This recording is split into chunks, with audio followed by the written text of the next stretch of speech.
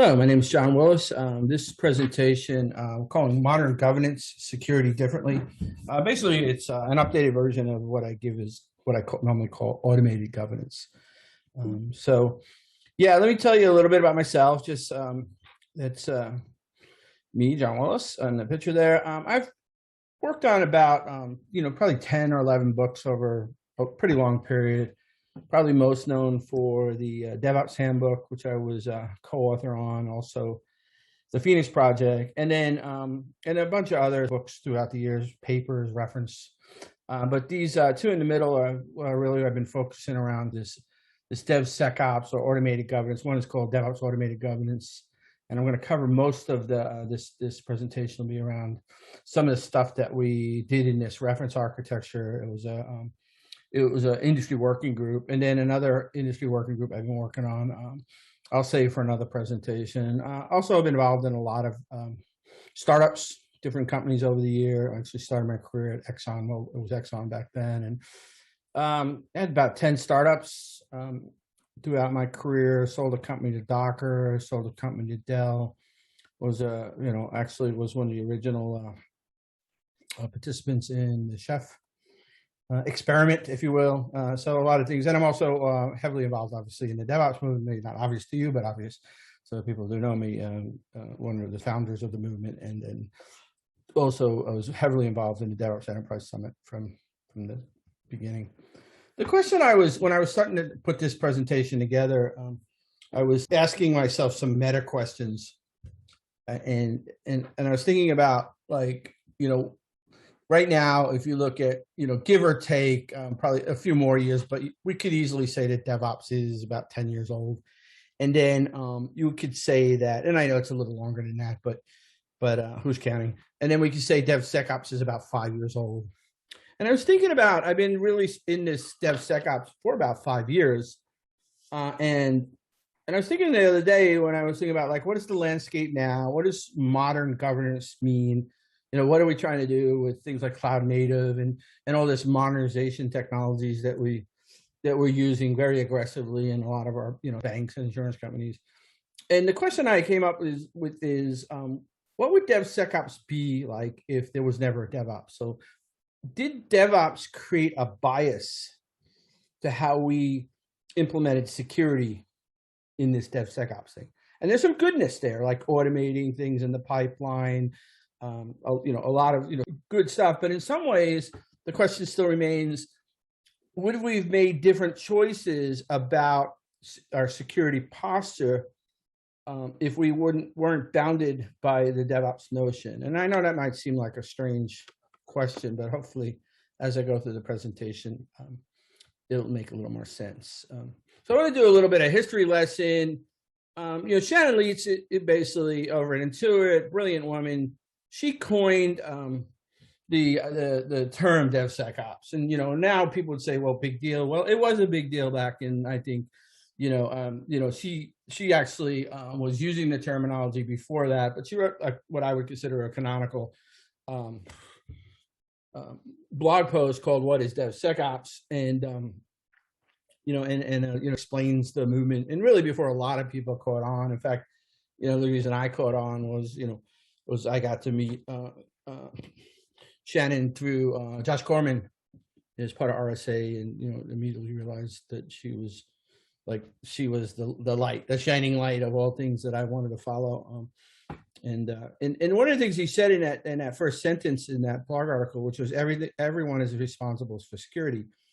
And if you think about it, like, maybe we think like the cup is half full or half empty. I'm not sure where we rely on security, but I would certainly say most organizations that I talk to really can't say this with a straight face that that kind of everybody is responsible for security. There's still a lot of silos between risk, but even what companies even classify either as risk or cyber or ITsec or just security. There seems to be an inconsistency even in the naming of the groups, even within a company, and then let alone there's still these silos. And again, DevSecOps is improving that, but are we just taking old models and automating them?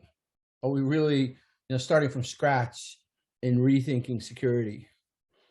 And another thing I've been fortunate to be involved in is the over the, I don't know, it's probably 6 or 7, well, going back at least to 2015, so 6 years. That Gene Kim runs a group, a forum. It's where about 40 or 50 of us get together and we work on these research projects, and we call them forum papers. And there's probably about 60 or 70 of them out there now. They're all Creative Commons. And back in 2015, there was a group that created this forum paper called An Unlikely Union, DevOps and Audit. And then in 2018, just a brilliant Dear Auditor, which was an apology letter to auditors, but that was like a couple of pages, and then the next 30 pages were all about control regs and how we're going to do better.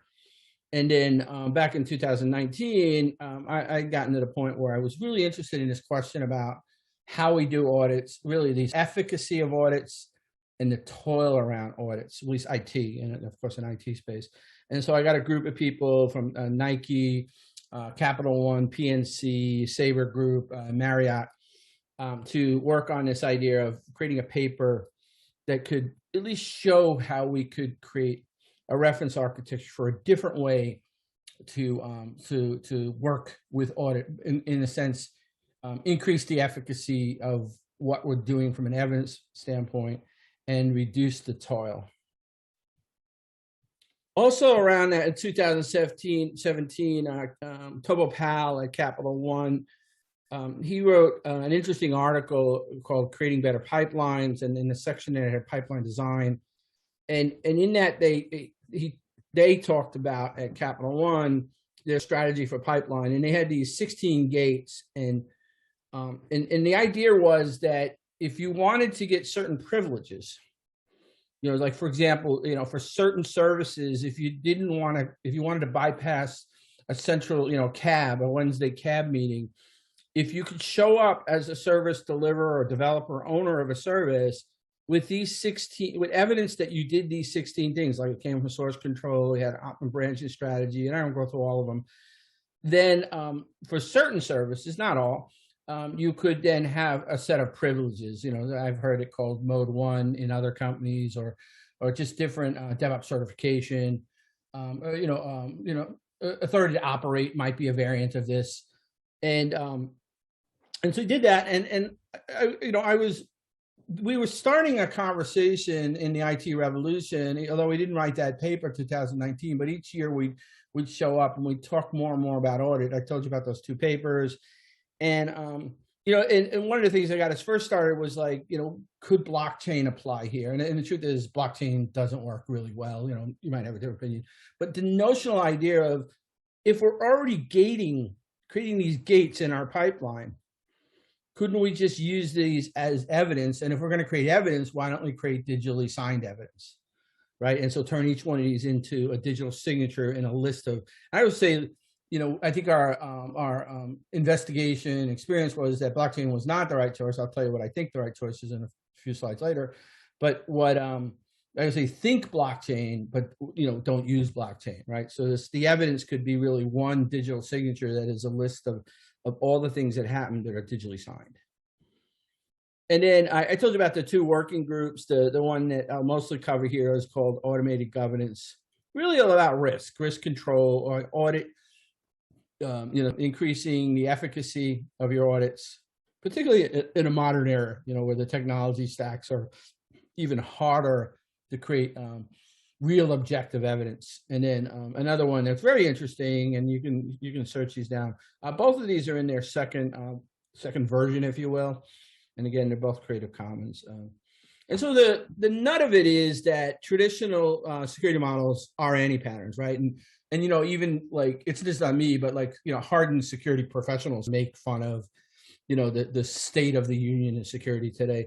I have a really good friend of mine who, a heavy kernel system admin back in the day, has been doing a lot of research and stuff in really other areas, and was talking to a company that was deep in security just recently. And he went in and apologized. This is a PhD, brilliant guy. He apologized for not being, he said, well, hey, just got to tell you, I really haven't played in security for 15 years. And their quote was, not a whole lot's changed. Don't worry about it. You know, and I guess case in point, right, is, you know, that I still, you know, a lot of times I'll go into shops that are pretty mature from a DevSecOps perspective. They'll actually say, John, look at our reference architecture. You know, we've got automated SaaS, DaaS. We got all these things in the, you know, software composition, and now it's just everything, right, in the pipeline. It's automated. We're catching a lot of things. We're shifting left. But at the same time, they'll be talking about the model of a 3-line of defense model, right? And how like that appears. And I think, okay, there's a great example of my original question I asked earlier, which is, if we hadn't had DevOps, you know, what would DevSecOps look like, right? And in fact, you could argue that we should have saw this. Like, I mean, this is like, you know, if any of you remember the original caricature of DevOps was the aha to ka-ching make the money, the aha idea, and a brick wall, a wall of confusion. In fact, Andrew Clay Schaefer, who I work with at Red Hat as well, basically coined that whole concept of wall confusion, right? And that really started the whole idea of DevOps, like break down the wall, communication. But here we are, like in security, in general, the general thinking is there's 3 lines of defense, there's 2 walls, right? And you know, in fact, this has been updated. You know, there's different groups that have this notion. This is the Institute of Internal Auditors, and they have you know, they have updated this a little bit, but it's still very silo based, right? You have a first line, a second line, and you have a third line, and you know, and so what really comes to mind is this notion of Conway's law, Melvin Conway, right? You know, and you know, his, you know, it's not really a law, but you know, any organization that designs a system, produce a design whose structure is a copy of the organization's communication structure, right? That's just organizational design. Right, that means the way your organization or your mentally or your model of your organizational structure is going to determine how you do things. It's not just code. I mean, the joke is, but not a joke. The anecdote of the Conway's law was a follow-on where it said, you know, if you have you know, 3 people developing a compiler, you'll have a 3-pass compiler. You know, I would say, well, if you got 3 lines of defense, what do you get from security? You know, and I read there was another sort of paper by as late as December 2020, where they were literally talking about if the first line doesn't catch it, the second line will do QA and testing, or the third line will catch it. I mean, that's just pre-DevOps. That's, you know, development and then throw it over the wall to QA.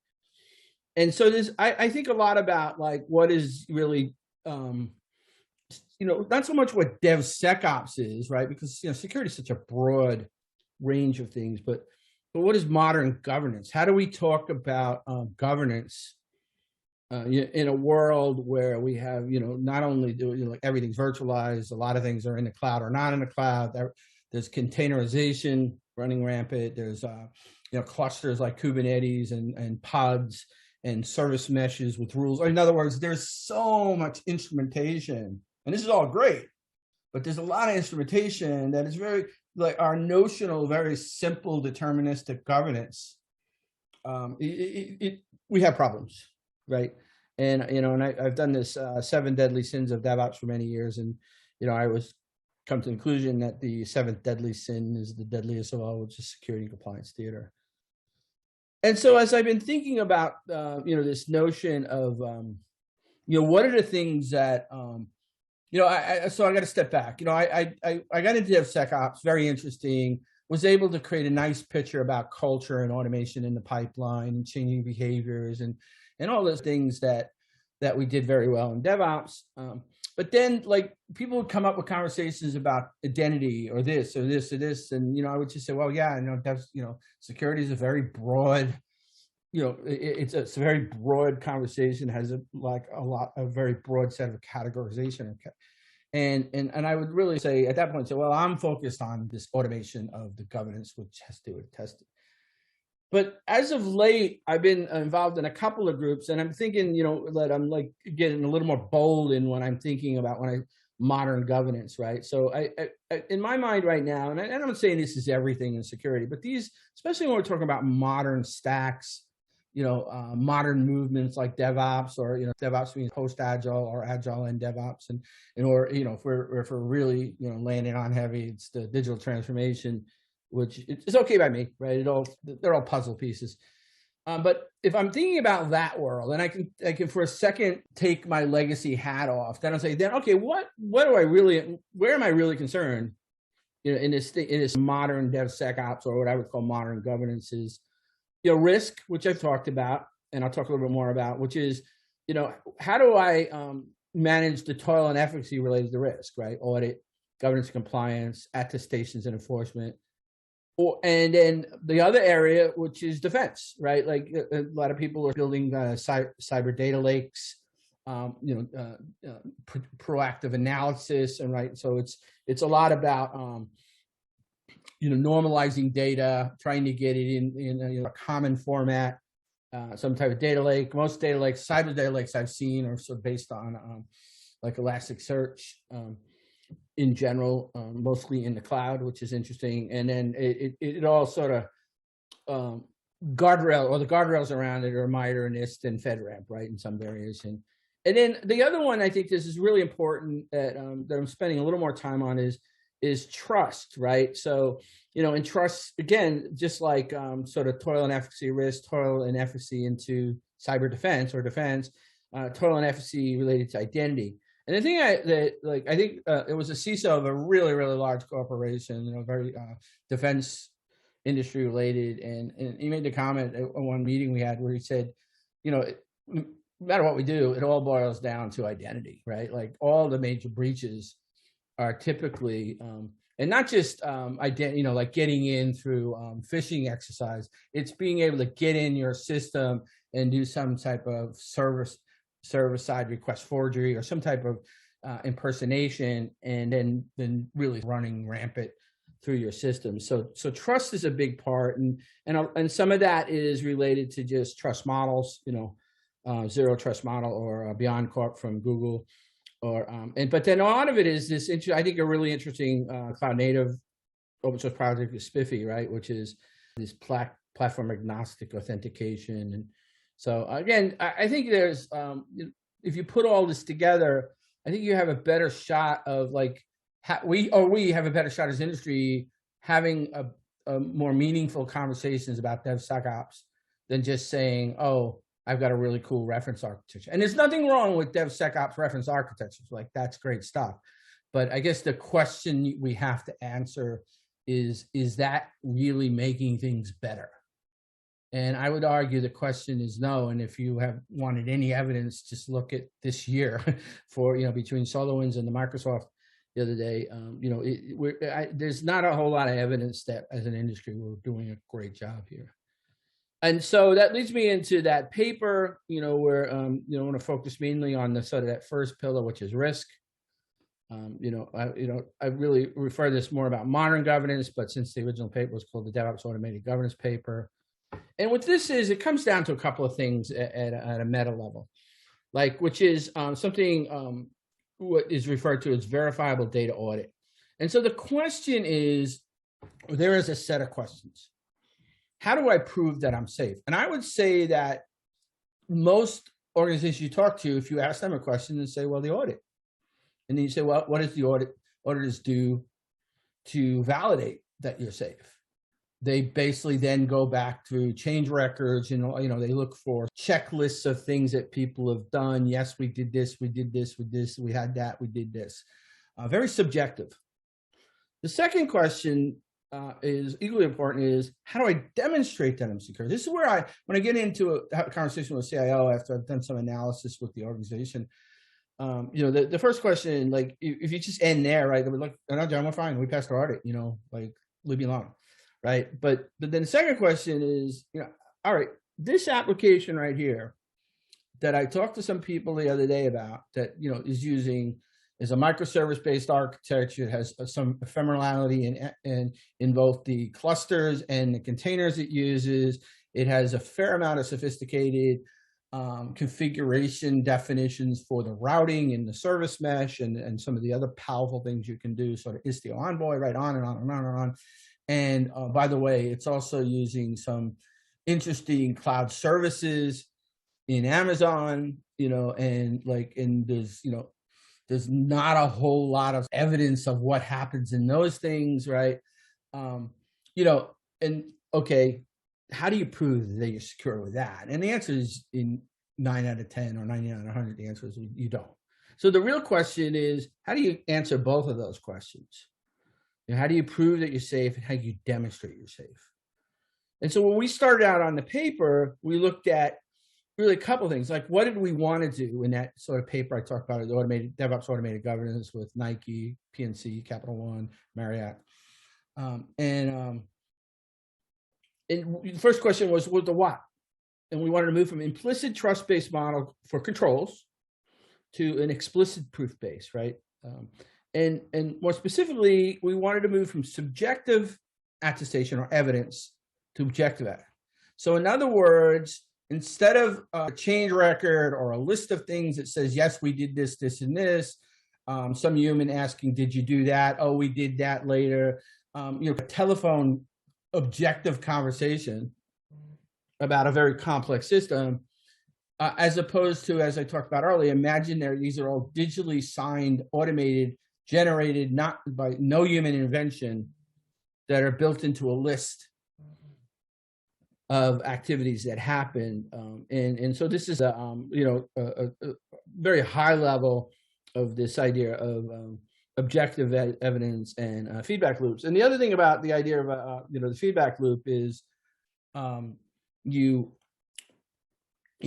think there's an interesting thing, like if we think about how we do DevOps today, or we deliver, like if you take a company X that has, maybe let's say 1,000 developers, and they're deploying on demand many times a day, and you have a company, Y, I guess, that is, 1,000 developers, but they develop quarterly. The question, the answer to the difference between those two companies is company X learns 2 orders of magnitude faster, right? They got a faster feedback loop. It's iterative. By the time you get to quarterly drops, like people forget. And we know that that's just a core principle of DevOps, right? But in security, we really are waterfall still. Like once a year we have an audit, right? We, by the time we get around to a conversation about the evidence for audit, the players are not real active in what happened for that particular delivery, right? And so, we're not having an immediate feedback loop. We're not shortening the feedback loop. So the thing about automated governance is what reduces the audit time and increases the efficacy. One is no humans involved in the evidence, but 2, there's immediate feedback loops. You're actually being able to validate, your compliance posture at any given time. It also opens up for local authority. And so this is really the structure we built the first paper on. We built 7 stages and tried to find attestations, enforcement and attestation. So both your enforcement and attestation model would actually be run, as an asynchronous service. And as you see, we've in the paper, although we've enhanced this, and at Red Hat, we've done a couple of really cool hackathons to really put all this together, taking a bunch of open source projects. And you can look at, like, these are attestations, enforcements, like unit test coverage, change size, maybe a particular change has to be less than, or cyclomatic complexity. There was a pull request, an optimum branching strategy, build stage, linting or SAST. Again, I'm not going through all of them. Artifact versioning, right? You guarantee that the artifacts come from a trusted source. Code signing, container scanning, then you get your pre-prod. And then ultimately, after we did the paper, a couple of the organizations went off. We had this discussion about, wouldn't it be nice to have a human readable, machine interpretable DSL to drive that automation, that attestation model.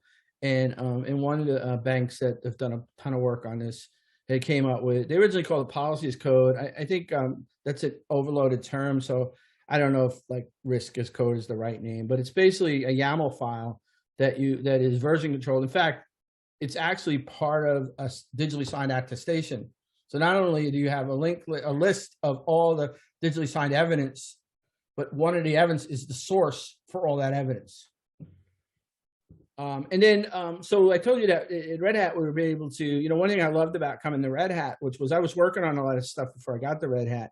And then once I got here, they do, of course, there's like tons of really cool projects going on. So, so I've been able to put a couple of we just announced the SIG store, which is about digital certificate transparency, which actually can be used for verifiable audit data. We have another tool called Trusted Software Supply Chain that was built around a lot of the work we did with Red Sword and DoD. Of course, Ansible is a glue of everything. And then there's the SIG store is actually based on a Google project called Trillion, which is based on Merkle trees. So, I wanted to get one more thing in before I close up. I thought this was fun. I had the opportunity, somebody had pinged me about just something related to SolarWinds, and I'll leave it at that. But I went in and I did a whole bunch of research on, there's a couple places I go, Krebs on Security, I think CrowdStrike. And I found that CrowdStrike seemed to be probably for me, the most understandable, very deep analysis of the original kill chain that happened at SolarWinds, right? And so, it was, these were really smart actors, right? That got in there and they were in there for quite a long time. They had a lot of opportunity to hide their tracks. And so one of the things I thought about is, okay, big shot, when you're talking about automated governance. In fact, I was asked, hey, John, what would have automated governance done for this, for the SolarWinds, which is Sunspat, right? Which was basically they hijacked the build process. And so I went through and actually I used the MITRE attack framework. I just used the MITRE attack framework and I took different enforcement and attestations related to what CrowdStrike had documented of not all the things, but some of the really important things that happened. And so just quickly, the bad actors basically were able to hijack MS Build, and they did a whole lot of nasty stuff. But as I went through these things, we use this TSSC, right, which is a composable way to build pipelines. It's a loosely speaking, it's a pipeline as code. It would have been not impossible, but way more difficult for those adversaries, because they would have had to figure out the code, and then they'd have to backtrack to the TSSC YAML code that built the code. I'm not saying they couldn't have done it, but if you're just sitting there with Jenkins and every adversary on the planet, knows what Jenkins does, and they know it's all documented, what version, where the all that's quite simple. If all that's hidden by abstractions, it would have been harder. So I just listed out some of those. There was, one of the big things where there were mismatched hashes all over the place in code, right, and in the logs that CrowdStrike saw. Well, there again, code signing or image signing, right? That could have been another area where you literally could have had an attestation and enforcement build. There was, and then there was also there was basically what do you call it? Masquerading. There was log, obfuscated logs and all that, and masquerading. Well, so here again, if I told you about a little earlier, we're using this. It was originally called Recore. It's called 6i now. Uses this Trillion, which is an immutable Merkle tree. You cannot change anything. So here again, if your attestation store of some of the prototype we're building is built on Trillion, which is what SigStar is built on, then there was no opportunity for an adversary to. You can't mutate the log. The whole model of Trillion is based on an immutable structure. Anyway, that's my presentation. Thank you so much. Jay Willis at redhat.com. If you have any questions, love to have a conversation about any of this. And I'm also always available on Twitter as Botscoop.